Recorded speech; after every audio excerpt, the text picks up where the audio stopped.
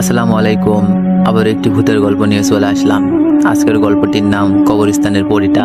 তো চলুন গল্পটি শুরু করা যাক। মৃত বউকে কবর দিয়ে ওখানেই বসেছিলাম, এমন মুহূর্তে কবর থেকে আওয়াজ আসলো, আমাকে বাঁচাও প্লিজ, আমি মরি নাই, কেউ কি আসো এখানে? কবরের ভিতর থেকে বইয়ের এমন চিৎকারের আওয়াজ শুনে বেশ থমকে গেলাম। বুঝতেছি না কি করব, কারণ এইদিকে একটু পরে ঈশার আজান দিবে।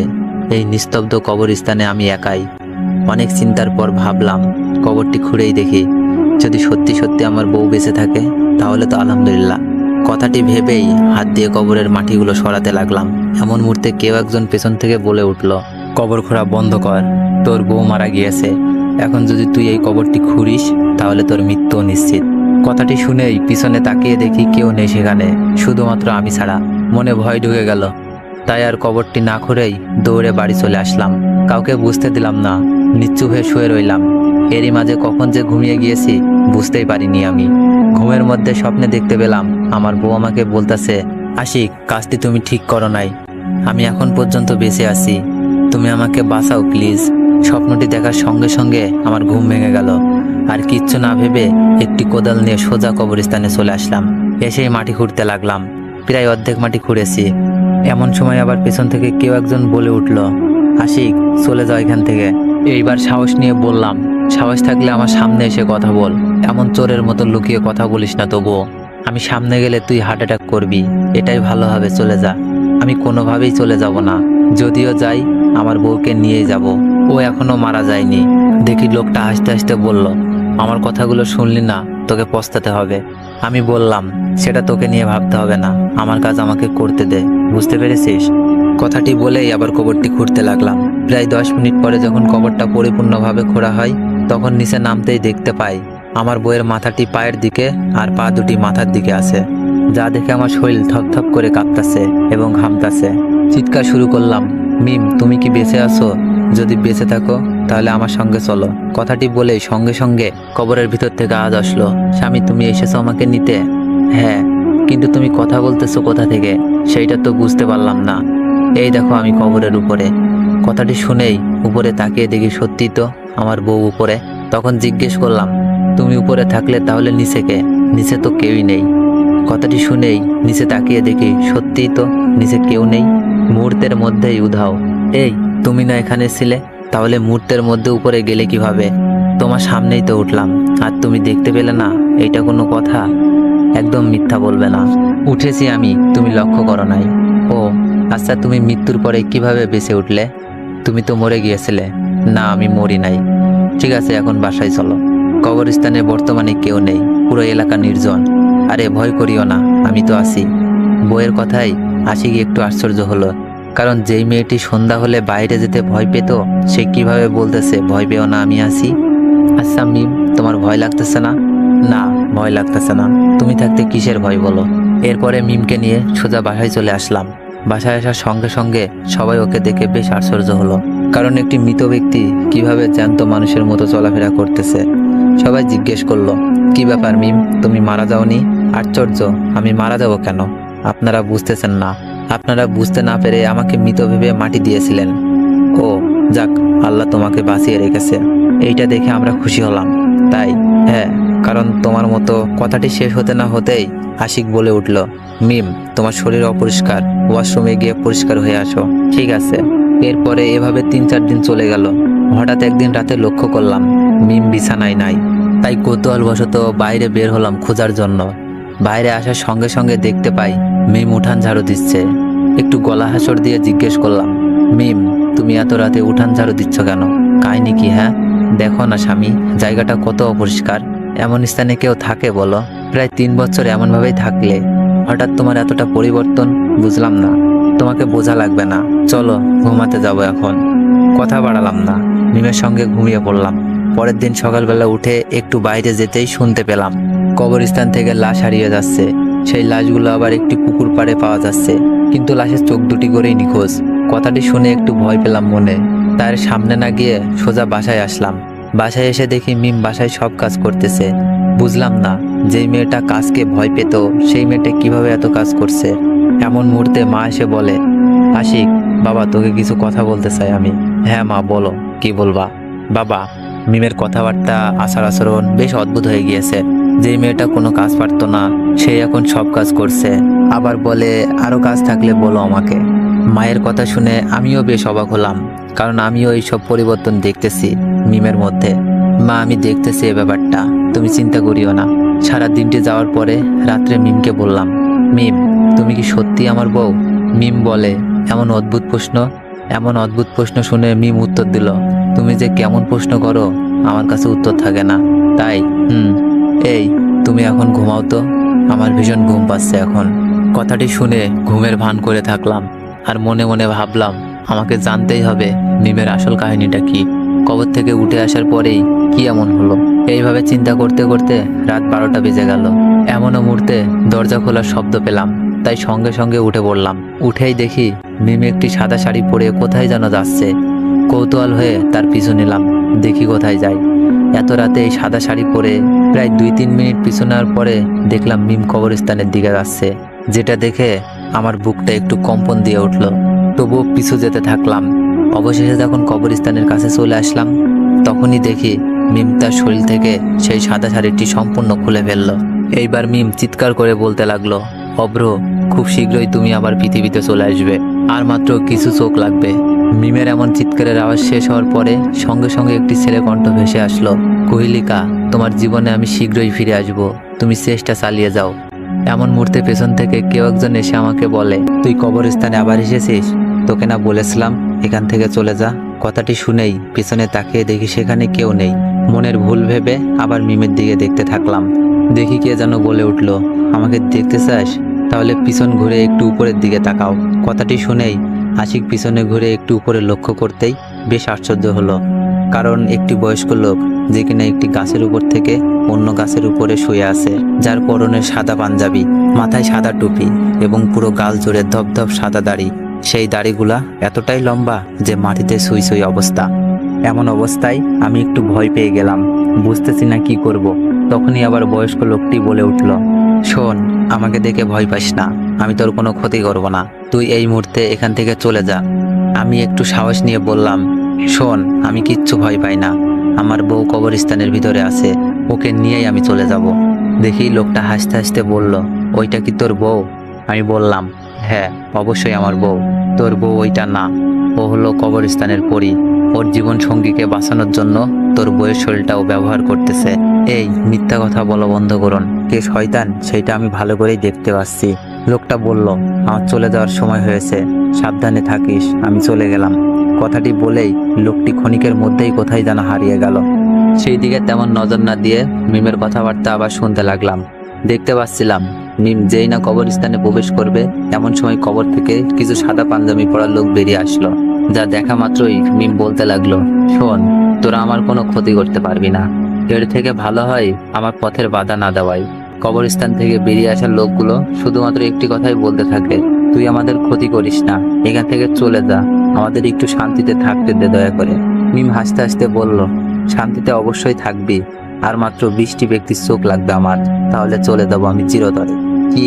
লোকগুলো বলল, আরো 20টি ব্যক্তির চোখ লাগবে তোর?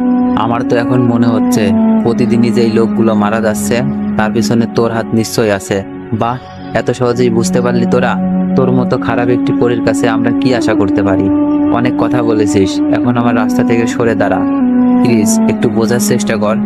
তোরা কি সরে যাবি নাকি আমি আমার অরিজিনাল রূপে আসবো? মিমের কথাটি শোনা মাত্রই সঙ্গে সঙ্গে সবাই সরে গেল, যা দেখে বুঝতে পারলাম মিম একজন পাওয়ারফুল লোক। এরপরে আরো সুন্দরভাবে বিষয়টা বোঝার জন্য সামনে এগোতে লাগলাম। একটু সামনে আসতেই দেখতে পেলাম মিম একটি কবরের উপরে বসে পড়ল, আর মুহূর্তেই কবরের মাটিগুলো সরে গেল। এইটা দেখে আমার শরীরের লোমগুলো যেন দাঁড়িয়ে গেল, কেমন জানি ভয় কাজ করছিল। হঠাৎ আওয়াজ আসলো, প্লিজ আমার চোখ দুটি নিও না, আমাকে একটু শান্তিতে থাকতে দাও, বিনিময়ে তুমি যা বলবে তাই শুনবো। মিম আবারও হাসতে লাগলো, তোকে মেরে ফেলেছি শুধুমাত্র তোর এই 2টি চোখের কারণে, এখন বলতেছিস চোখ নিও না? ওদের কথায় যেন আমি কল্পনায় হারিয়ে গেলাম।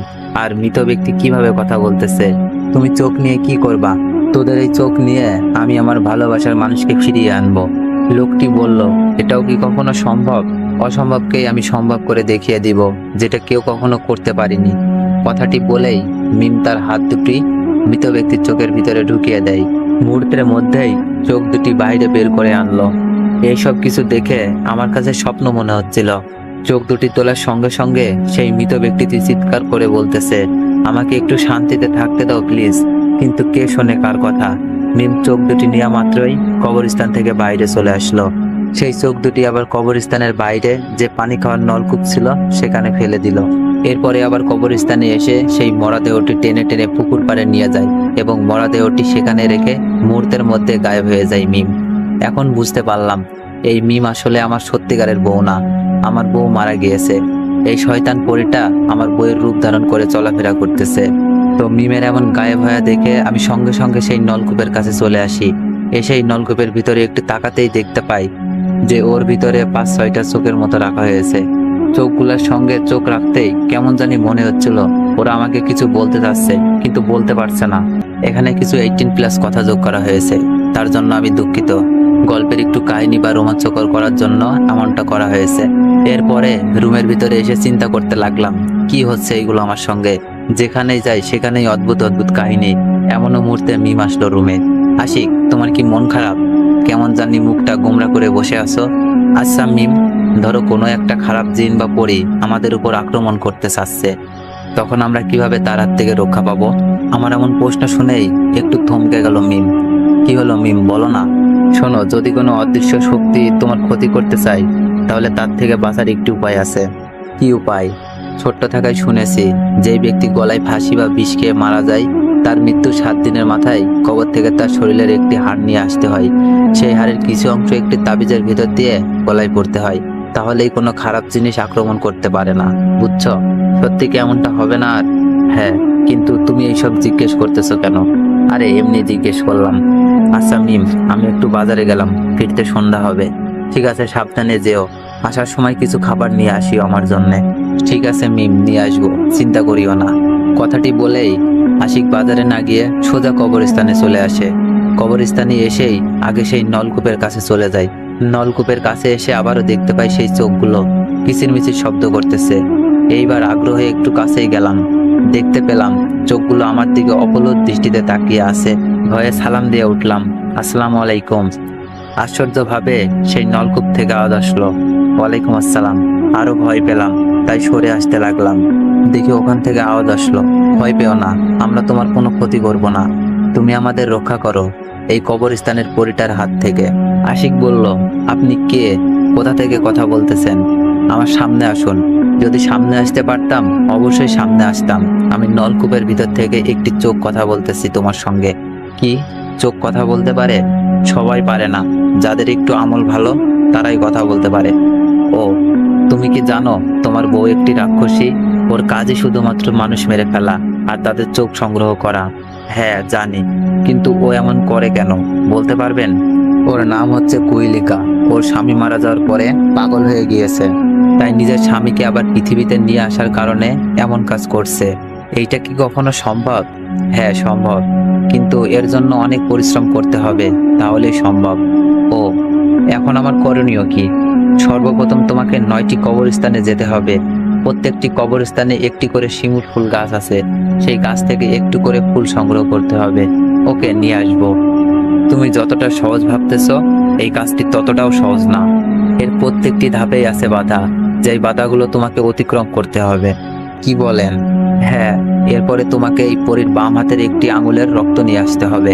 ঠিক আছে, আমি চেষ্টা করব। যদি তোমার এই কাজের মধ্যে একটুও ভুল হয় ওই পরীটি তোমাকে মেরে ফেলবে। ও শোনো, এই সব কিছু তোমাকে একাই করতে হবে।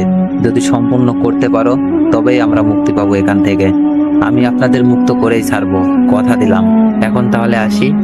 এরপরে বাড়িতে আসার সময় মিমের জন্য কিছু খাবার নিয়ে আসলাম। বাড়িতে এসে দেখি মিম রুমের মধ্যে শুয়ে আছে। আমাকে দেখা মাত্রই বলল, আশিক তুমি এসেছো? হ্যাঁ আসলাম, এই নাও তোমার খাবার। আচ্ছা আশিক, তোমার কাছে একটা জিনিস চাইবো, আমাকে দিবা? কি জিনিস সেটা বলো। তোমার চোখ দুটি আমার চাই। তোমার চোখ দুটি আমার ভীষণ পছন্দ হয়েছে। মানে? আরে কিচ্ছু না, এমনি বললাম। মানে তোমার চোখ দুটি অনেক সুন্দর, এই জন্য বলছিলাম তোমার চোখ দুটি আমাকে দিবা। এমন মুহূর্তে মা ডাকলো, তাই রুম থেকে বের হয়ে মায়ের রুমে আসলাম। বলো মা। বাবা, প্রতিদিন আমাদের এলাকায় একটি করে গরু এবং একটি করে মানুষ মারা যাচ্ছে। তুই বাইরে থাকিস না, তোকে নিয়ে আমার অনেক ভয় হয়। আচ্ছা মা, ঠিক আছে, তুমি চিন্তা করিও না।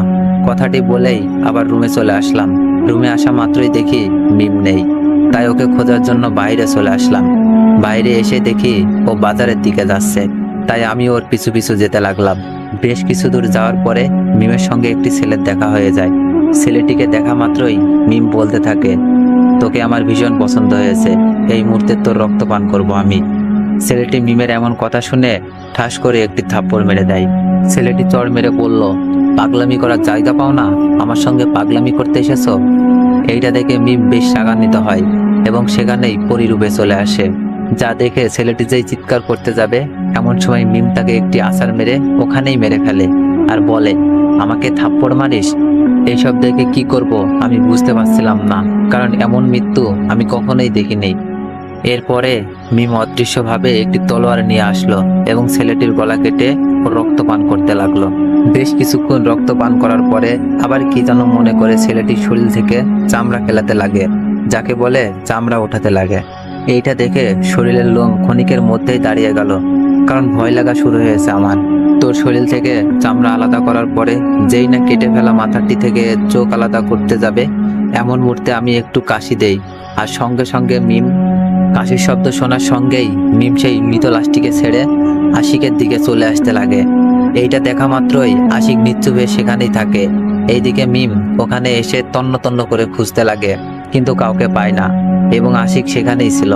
দেখতে না পাওয়ার কারণ একটু পরে বুঝতে পারবেন। খুঁজে না পাওয়ার কারণে মিম সেই লাশটির কাছে গিয়ে তার চোখ দুটি তুলে নেয় এবং কবরস্থানের দিকে রওনা হয়। কবরস্থানে এসে আবার সেই নলকূপের কাছে গিয়ে চোখ দুটি ভিতরে ফেলে দেয়। এমনও মুহূর্তে নলকূপের ভিতর থেকে আওয়াজ আসলো, কুইলিকা, তোর মরণ খুব শীঘ্রই আসতেছে, আমাদের কিচ্ছুটি করতে পারবি না তুই, কখনোই তোর মনের ইচ্ছা পূরণ হবে না। মিম বলে, আমার সঙ্গে পাঙ্গা নিবে এমন লোক এই পর্যন্ত পৃথিবীতেই জন্ম নেয়নি। মিম হাসতে লাগে, দেখা যাবে কি করতে পারিস তুই। সেই চোখগুলোর কথার কোনো রিপ্লাই না দিয়ে মিম সামনে আসতে লাগে। তো একটু সামনে আসতেই আশিক দেখতে পাই সেই পুরোটা মিমের সামনে দাঁড়িয়েছে। মিম, শোন।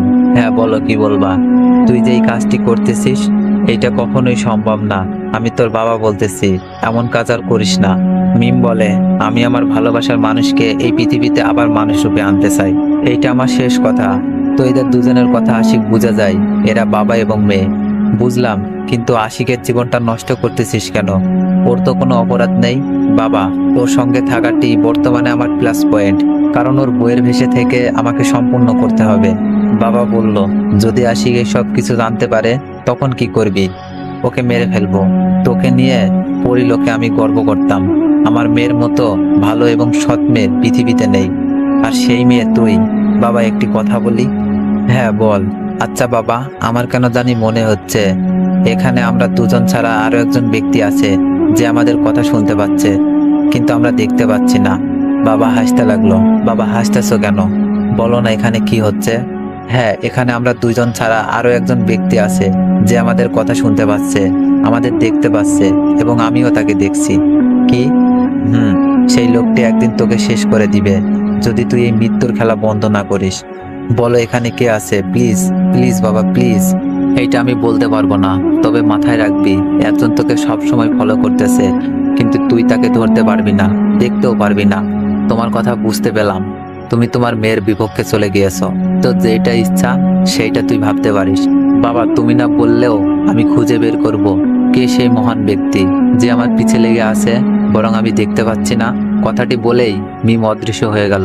আবার সঙ্গে সঙ্গে মিমের বাবা বলে উঠল, আশিক তুমি দাঁড়াও একটু ওখানেই। বাবা কথাটি শুনেই আশিক সেখানেই থমকে যায়, কারণ আশিক লুকিয়ে থাকার পরেও মিমের বাবা কিভাবে বুঝলো? শোনো, চিন্তার কিচ্ছু নেই, মিম এখান থেকে চলে গিয়েছে, এছাড়া ও তোমাকে দেখতে পারবে না। আশিক জিজ্ঞেস করলো, আচ্ছা মিম আমাকে কেন দেখতে পারলো না? কারণ নলকূপের ভিতরের চোখগুলো তোমাকে কিছু পাওয়ার দিয়েছে, খারাপ কিছু তোমাকে দেখতে পারে না কবরস্থানে বা কোনো খারাপ কাজ করার সময়। আশ্চর্য, আমাকে ওরা কখন এমন পাওয়ার দিল আমি তো নিজেই বুঝতে পারছি না। কাল তুমি যখন এদের সঙ্গে দেখা করতে যাচ্ছিলে, এমন মুহূর্তে কি ওই চোখগুলা তোমার দিকে তাকিয়েছিল? হ্যাঁ, তাহলে ওই সময় দিয়েছে যেটা তুমি বুঝতে পারো নাই। আচ্ছা, তুমি আমার দিকে তাকিয়ে কথা বলছো না কেন? কারণ আপনার ওই বড় বড় চোখ আর লম্বা দাড়ি, আবার আপনি এতটাই বড় যে আপনার দিকে তাকাতেই পাচ্ছি না ভয়ে। ভয়ের কোনো কারণ নেই, আমি তোমার কোনো ক্ষতি করব না, এইটা বিশ্বাস রাখতে পারো। বিশ্বাস করি, কিন্তু আপনাকে একটি কথা জিজ্ঞেস করতে চাই।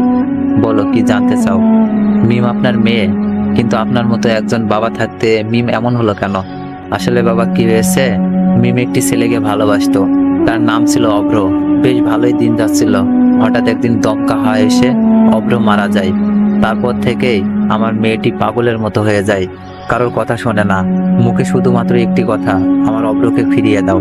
আমি অভ্রকে অনেক ভালোবাসি, ওকে ছাড়া বাঁচবো না। এরপরের মাথায় একটি ধান্দা, অভ্রকে সে ফিরিয়ে আনবে। এটা কি কখনো সম্ভব? হ্যাঁ, আমাদের দুনিয়াতে সম্ভব। এর জন্য কঠোর পরিশ্রম করতে হবে, তাহলেই হবে। তো গল্পটির পরবর্তী পার্ট খুব তাড়াতাড়ি আসবে। তো সবাই একটু ভিডিওটিতে বেশি বেশি কপি লিঙ্ক করে দিয়েন।